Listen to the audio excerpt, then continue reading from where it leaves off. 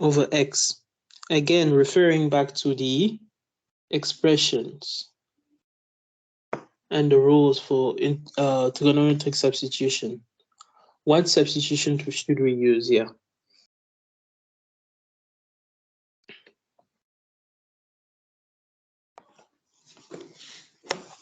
Tan square. 10, right? So we should use x is equal to a tan theta. Once again, our a is 1, right? Because it's square root of 1 plus x squared. So we have x is equal to tan theta, meaning that dx is equal to sec squared theta d theta, right? So now this is equal to the integral of the square root of 1 plus tan squared theta, right, divided by tan theta multiplied by sec squared theta d theta, which can be equal to, we know again that the square root of 1 plus tan squared is equal to sec, right, from the previous example. So now we have the integral of basically sec multiplied by sec squared, which is sec cubed d theta divided by tan theta.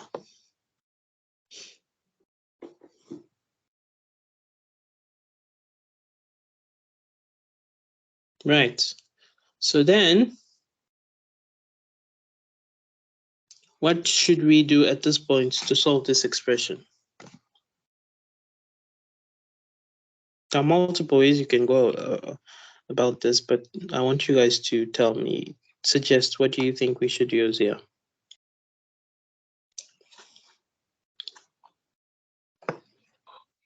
Use substitution for time. I think we can use substitution where we convert sec squared sec cubed theta to be our u. So we okay. Just give me a minute.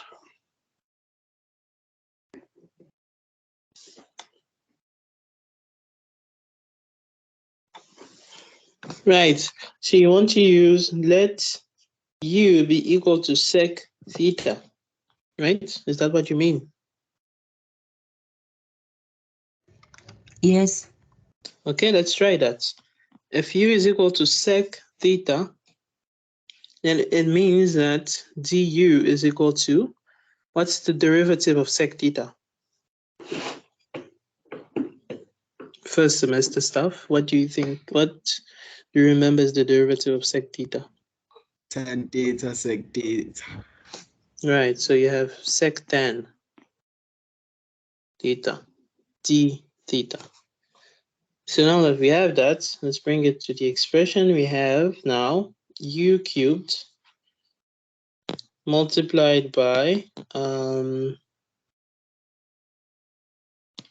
d theta, which is just, right, I'm sorry, let me just write u cubed divided by tan theta multiplied by d theta, which is just du divided by sec theta tan theta.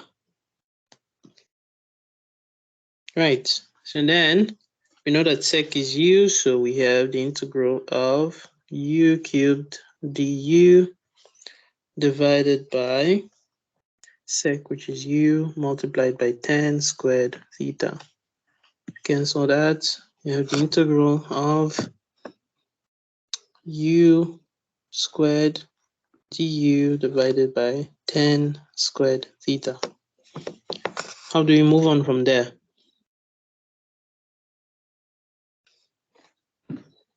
I think you were supposed to make tan u from the get-go. Tan u, okay? Let's try that. No, from the initial step, yeah. Yeah, let's try that. So, again, like I've said multiple times, it's a trial and error. Let's use tan u, right? So then we have du is equal to sec squared theta, right? D theta. So now bringing it back, we have sec cubed theta d theta, right, divided by, divided by u, right? And we know that du is just sec squared theta d theta. So this will mean that this is equal to the integral of sec theta multiplied by du, basically, divided by u.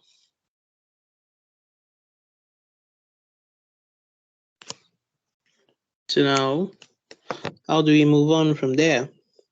We can try, right? Obviously, we can try to know, we know that theta is just tan inverse, right, of u.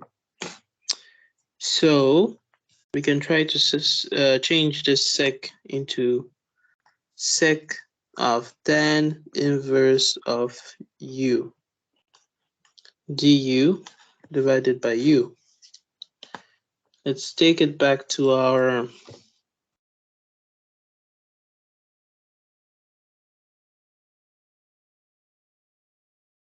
but then how do we move from there?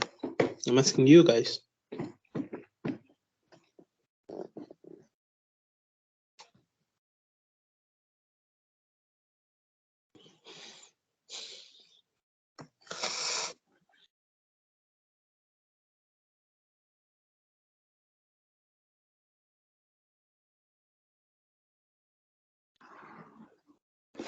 Is that maybe we could have done integration by parts then? Integration by parts. Where? Wouldn't that have worked better? Right here. No, from the start. From the start. All right. Where? Here. From the initial step, yeah. Right. So, yeah. So as you can see, at this point it gets tricky, but as homework, I can ask you attempt to use integration by parts here. So try that there and see what you get, right? So integration by parts. Try it there and see if it gets you anywhere. I can also suggest, right? And maybe that's what we'll try to use here. Although this might be a bit long, but I can also suggest, since we'll be dealing with integration by partial fractions, I can also suggest that we use, we'll try to simplify this expression to, we go with cosines and sines, right? So if you introduce sines and cosines there, you should have that this is simplified to be the integral of 1 over cos squared theta sine theta d theta. And now we can use substitution, but by letting u be equal to cos, for example, theta, meaning that then our du will be equal to negative sine theta d theta, right? Bring it back into the expression, we would have 1 over u squared. Jonathan, yes? How do you convert to that first part? That 1 over cos squared sine. Right, so let me maybe show that. Yeah, I just introduced the sine and the cos. We know that sec is equal to 1 over cos. So we have the integral of 1 over cos theta cubed, right? D theta divided by sine theta over cos theta, which can be simplified further to be 1 over cos cubed. Sorry, the integral of 1 over cos cubed multiplied by the flipped of the denominator, which is cos over sine d theta, and the cos can cancel to give you the integral of 1 over cos squared theta sine theta, right? D theta. And that's why you can use U substitution. You can let, for example, U is equal to cos theta, meaning that du is equal to negative sine theta d theta. Bringing it into the expression, you have the integral of 1 over u squared, right? Multiplied by sine, and d theta is just du over negative sine theta, and this is equal to du over u squared multiplied by, we can take out the negative there, multiplied by sine squared theta.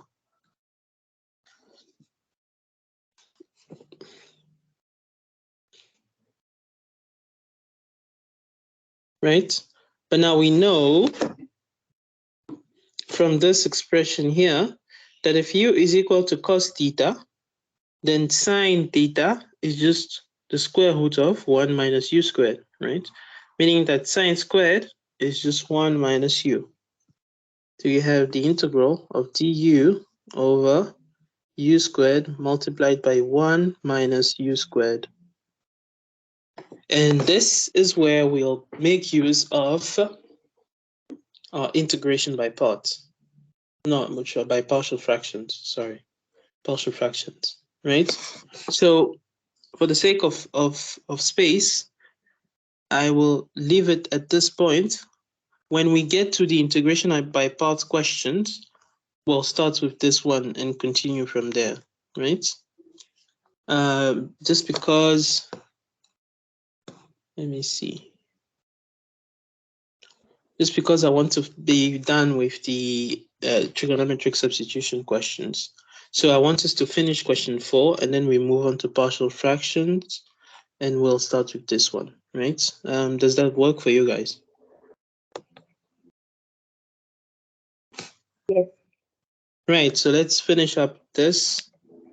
So for this integral here, we have the integral of the square root of x squared minus 9 over x cubed.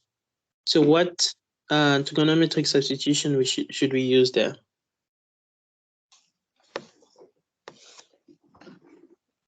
A sec. Sec. So the rule tells us we should use x is equal to a sec theta, right? And what is a in our case?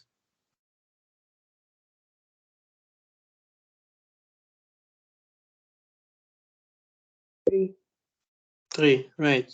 So you have 3 sec theta, meaning that dx is just equal to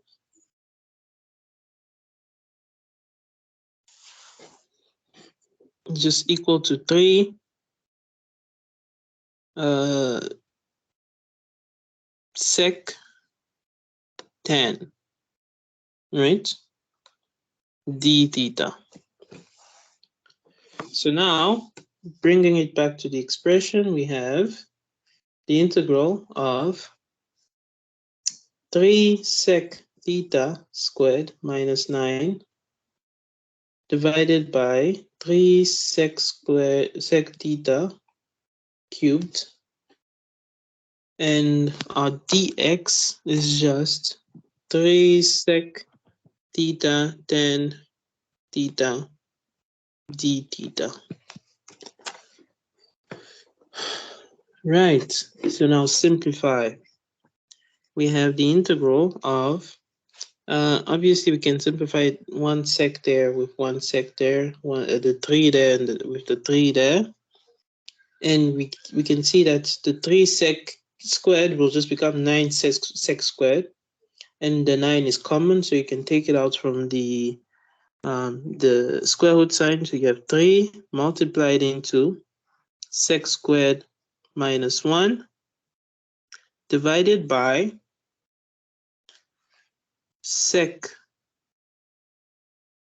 and that would be 3 squared, so 9 multiplied by sec squared theta multiplied by 10 theta d theta. Right, so now let's bring these to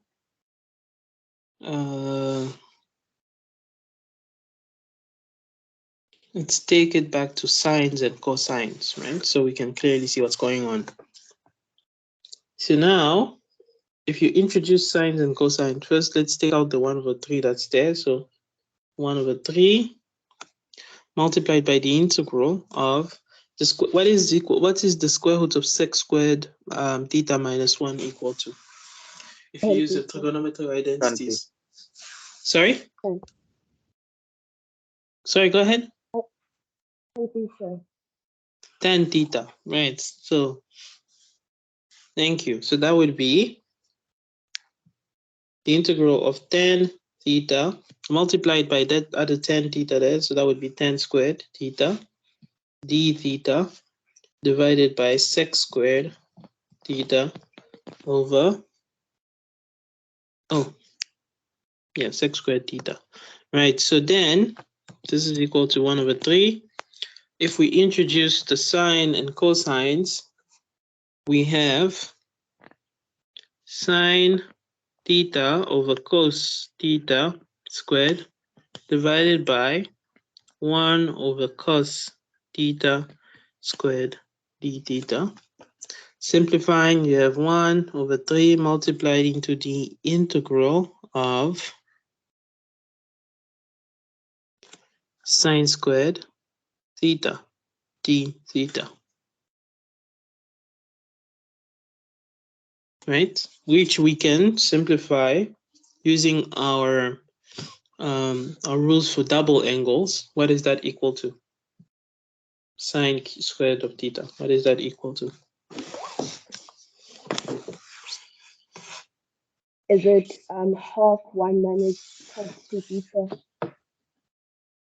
Half 1 minus cos 2 theta.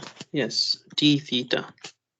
And this therefore is equal to, we can take out the 1/2, it's a constant, so 1/6 multiplied by the integral of 1 minus cos 2 theta d theta. And this gives us 1/6 multiplied by the integral, or rather we can integrate already, so we know the integral of 1 is just theta there, minus the integral of cos 2 theta is just sine 2 theta over 2, right? And when you substitute back the value of theta, which remember we said that x was equal to 3 sec, so theta is just sec inverse of x over 3. So you have 1/6 multiplied by sec inverse of x over 3 minus sine of 2 sec inverse of x over 3 divided by 2. So now we can use our different rules like we did before to simplify this expression, and for the sake of time, I'll leave that to you guys. But this is what your final solution should look like. Obviously, plus the cost of integration. So obviously, you can simplify this further to get rid of the inverse trigonometric expressions, right? And so you'll be left with only the terms in x. So as homework, I want you guys to keep going there. Use the same logic we're using when we did this question here. Right, so you guys, this is basically what you are doing in 131, right towards the beginning of the semester, last semester. So it should still be somewhat fresh in your mind. So keep going from there. Now, I want us to move on to at least the one integration using partial fractions. And I want to start with the one that we left. So let me just add there. So let me just have a look. What was it again? It was the integral of, so minus the integral of du over u squared times 1 minus u squared. So we have minus the integral of du over u squared times 1 minus u squared. Right, so using integration by parts now, that means that you have to break up this expression into different fractions, right? So by partial fractions, sorry, integration by partial fractions. So you have that this is equal to, you know, right? So let's first remove the integral. So you know that basically what you have to do is break up this expression into individual fractions. You know that this can be rewritten as u squared, 1 over u squared multiplied into 1 plus u times 1 minus u.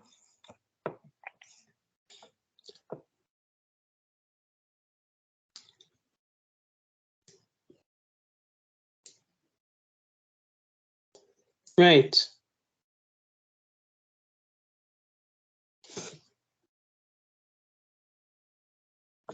So now you can simplify this, or rather you can try to separate these into 3 different expressions, right? So that would be 1 with the denominator as u squared, plus 1 with the denominator as 1 plus u, plus another with the denominator as 1 minus u.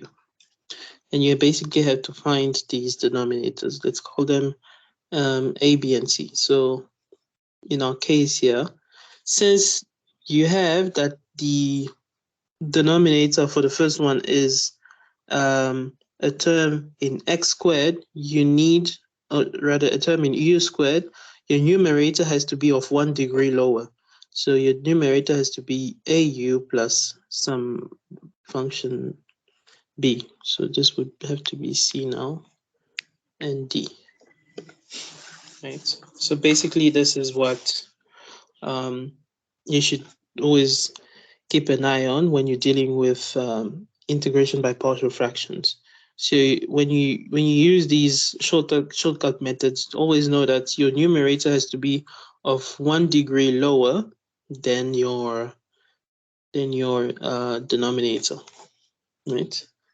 And basically all we have to find now is A, B, C, and D. And we'll be using a few rules here and there. So first, we can multiply by u squared across both sides of the expression. So if you multiply by u squared, so we're solving for A, B, C, and D, right? So multiply by u squared. And when you multiply by u squared, on this side, the left-hand side, you will have 1 over 1 plus u multiplied by 1 minus u being equal to a, right? Au plus b plus c squared, cu squared, right? Cu squared divided by 1 plus u plus du squared divided by 1 minus u. And then you can start assuming values of u, right? So let's say let u be equal to 0, right? If you let your u be equal to 0, this expression therefore becomes 1 over 1, basically, right? Being equal to a is equal to 0. So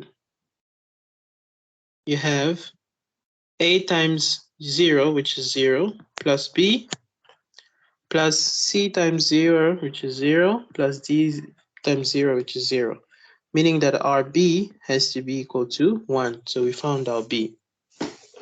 Now, let's move on. Now, let's say that once again, we multiply by 1 minus u now. Oh, right, 1 plus u. So let's multiply by 1 plus u, the original expression again. So we have 1 over u squared times 1 minus u being equal to, now we know that b is 1, so we can already write it as 1 plus au multiplied by 1 plus u divided by u squared, right? U squared plus we have c plus d multiplied by a plus u divided by a minus u. And once again here we can assume that we let u be equal to -1, right? The way we're choosing these negative ones or 0 is based on what are the zeros of the denominators, so the factors in the denominator. So we have 3 zeros. We have u is equal to 0, u is equal to -1, and u is equal to what? Let me ask you.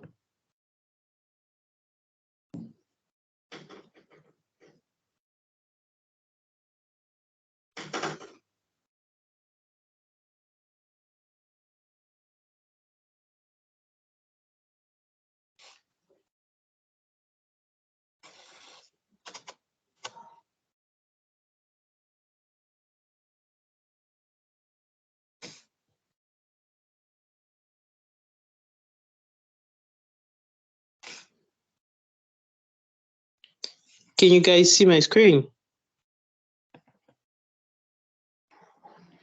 Yes, we can. Right. So I was saying we are trying to break up this expression into individual fractions, right? Such as these ones. And we are trying to basically find the values of A, B, C, and D that make it possible for us to break up the expression into different fractions, right? So now we have already found that B is equal to 1, and manipulating it, and the reason we know how to substitute the values of u here is by looking at the zeros for the factors. So we have 3 factors. We have u squared, 1 plus u, 1 minus u. The first factor has a 0, right? U is equal to 0. Remember, a 0 of an expression is basically the value that makes it equal to 0, right? So for the first expression, it's equal to 0. The second one is equal to -1, and the third one is equal to 1. So that's what we're using to substitute and simplify our expression there. Right. So I'll show you as well another way you can do this. But for now, let's keep going. So we let our u be equal to -1, and that gives us now that we have on the left-hand side 1 over 1 multiplied by 1 minus -1, which is 2, so 1 over 2. And on the right-hand side, this whole thing here will be 0, because when you substitute -1, it's going to be 1 minus 1, which is 0, and it makes it 0. The whole thing 0, plus c, plus, once again, this will be 0, plus 0, meaning that our c is equal to 1 over 2. So we found c. We know b, we know c, we know Yeah, we know B and C alone. So now let's try the last one. Let's try by multiplying. So let's multiply by 1 minus u. We'll have on the left-hand side 1 over u squared over 1 plus u being equal to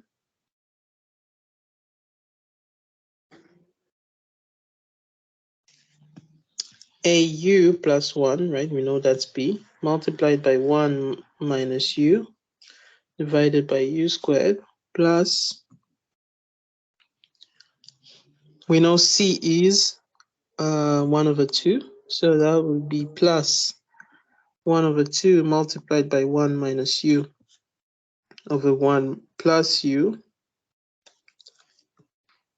D is unknown, so that would be plus d. And we let u be equal to our third zero, which is 1, right? And if you do that, then on the left-hand side, you have 1 over 1 squared multiplied by 1 plus 1, which is 2. So 1 over 2 is equal to, the first term will be 0. The second term will be 0 as well. And d, the last term, which is d, will just be d. So that means that d is equal to 1 over 2 as well. So we have B, we have C, and we have D. So now we need A. To find A, now we can use the original expression, right? So we can use our original expression, which is 1 over u squared multiplied by 1 plus u multiplied by 1 minus u is equal to AU plus, right, B, which is 1, divided by u squared plus C, which we know is 1 over 2, so 1 over 2 divided by 1 plus u, plus D, which is 1 over 2 as well, so 1 over 2 divided by 1 minus u. And we can just assume any random value of u. So let's say, for example, we let u be equal to 2. On the left-hand side, you have 1 over 4 multiplied by 1 plus 2, 3, 1 minus 2 minus 1.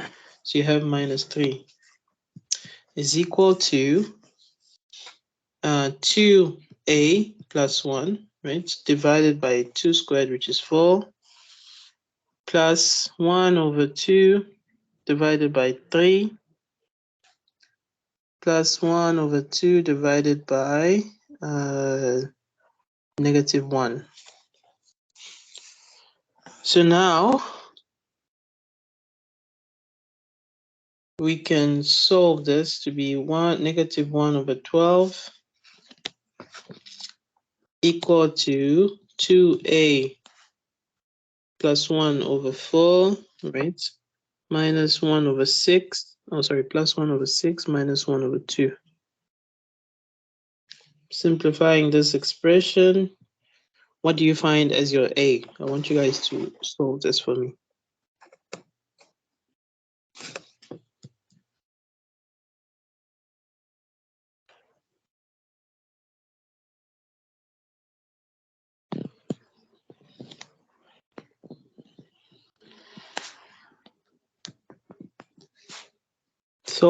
Try to solve it. Give me the value of A.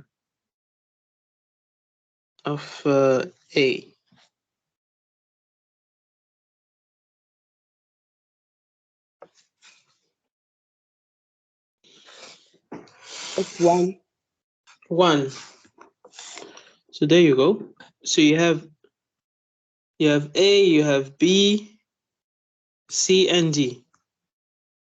So all of this was just to find A, B, C, and D. So now you have that. Now you can go back to the original integral, which will become A is 1, so that would be u plus 1 divided by u squared plus C, which we said was 1/2, right? If I'm not mistaken. C is 1/2. So that would be, give me a minute. That would be 1/2 divided by 1 plus u. D we know is 1/2 as well. Plus 1/2 divided by 1 minus u. So we have all of that du. Now we can solve this as individual integrals, right? And yeah, so now obviously this is easy for you to solve now as individual integrals, right? And I want you guys to attempt it as an exercise, right? Obviously, as you can see already, for those who can see that you will have a lot of ln in your solutions. So you should have some expressions in ln in your solution, right? So any questions here? I know it's a lot, but it's sort of a nice way to explain the concept because we went really in deep and we chose an example that is quite long to solve, right? So obviously now you can apply this same logic to other examples. For example, let me just look at one simple expression. So let's look at the first one here, and then I'll take any questions if you guys have any. So another way to solve this would be, you still need to break it up into two expressions, right? So you still need to break up the x over x minus 2 multiplied by x plus 3 dx. You still need to break it up into two expressions, right? Because you have two factors in the denominators. It's now mean two fractions. And because the order of the x in the denominator is 1, so in the numerator you just have a and b there. And so you have to find a and b.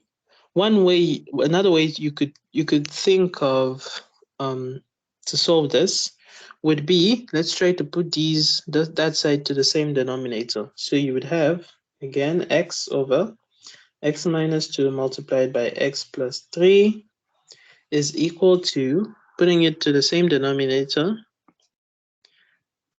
x minus 2 times x plus 3 in the denominator, and in the numerator you have a multiplied by x plus 3 plus b multiplied by x minus 2. Expanding this, you would have ax plus 3 in the numerator plus bx minus 2b divided by x minus 2 in the denominator times x plus 3. Now you know that two fractions are equal, right? These two fractions are equal if both the numerators are equal and the denominators are equal as well, right? So that means that the terms for the numerator to be equal, the term in x on the left-hand side has to be equal to the term in x on the right-hand side. So what does that mean? It means that if you have x on the left-hand side in the numerator, that should be equal to ax, right, plus bx on the right-hand side. You don't have an independent term, right, on the left-hand side. So on the left-hand side, your independent term is 0.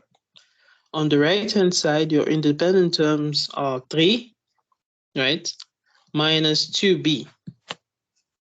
Can you follow that? Do you guys understand?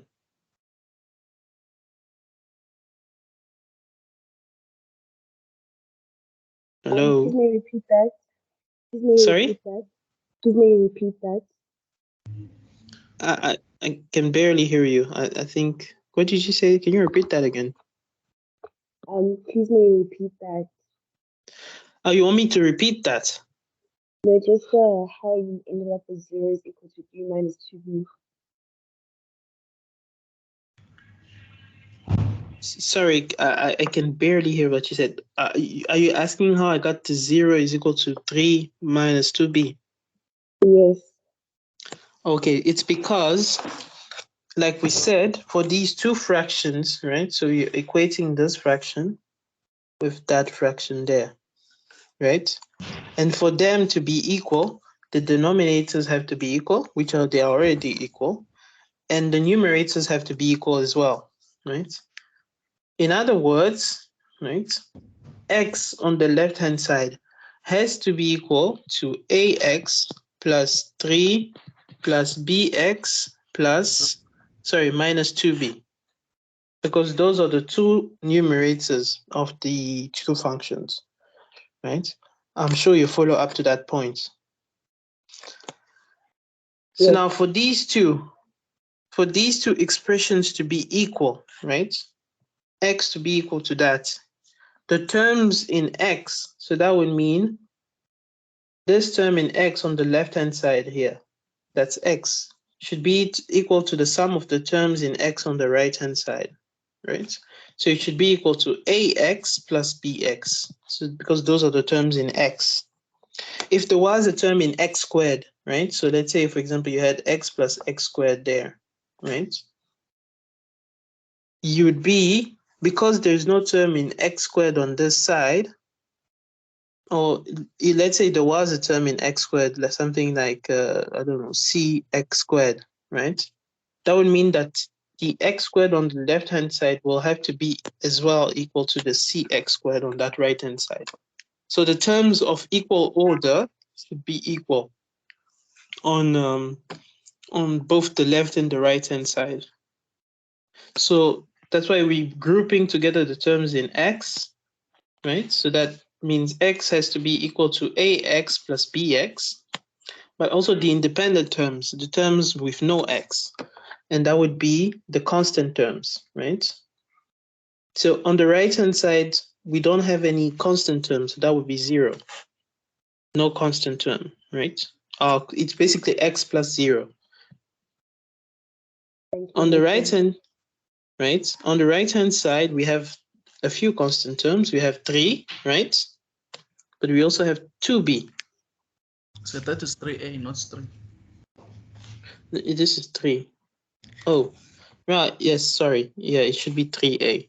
Yeah, thank you for that. Yeah, it should be 3a. So that we have 3a and minus 2b, right? Meaning that if we simplify this further, so now we can simplify the x on the first expression here. So basically 1 has to be equal to 1 plus b, and 0 has to be equal to 3a minus 2b. We have two equations with two unknowns. We can find a and b. So find a and b for me and give me the values.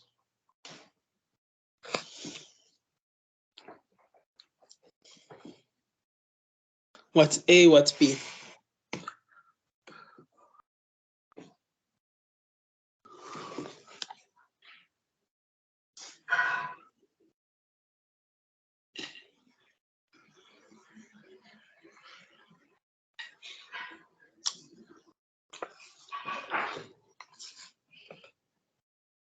Come on, guys. You can multiply by 2 on that first expression and then add them up. And then you have 2 plus 0 is equal to, sorry, what did you say? 3/5. I mean, b is equal to 3/5. B is equal to 3/5. And therefore A is equal to 2/5. Right, so we have A, we have B. Now we can go back to our expression. Our integral was x over x minus 2 multiplied by x plus 3 dx. That will therefore be equal to the integral of 2/5 divided by x minus 2 plus 3/5 divided by x plus 3 dx, which are two individual integrals that you can easily integrate to find 2/5 ln of x minus 2 plus 3/5 ln of x plus 3.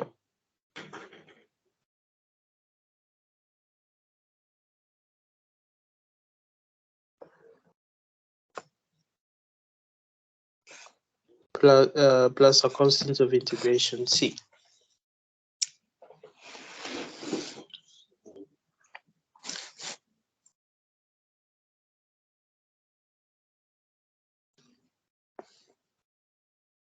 Right. I hope that makes sense for you guys. Any questions here? And basically that same logic applies to all the other examples, right? So if you look at the second example, same. You have x plus 1 squared. So you can have two expressions, for example, there. So you can have one expression with the denominator x plus another expression with the denominator x plus 1 squared.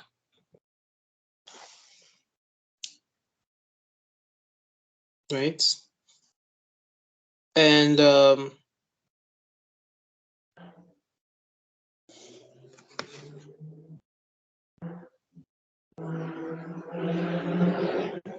in some rather, since you have x plus 1 squared, you have to add another expression. So basically you have three expressions in that case, because you have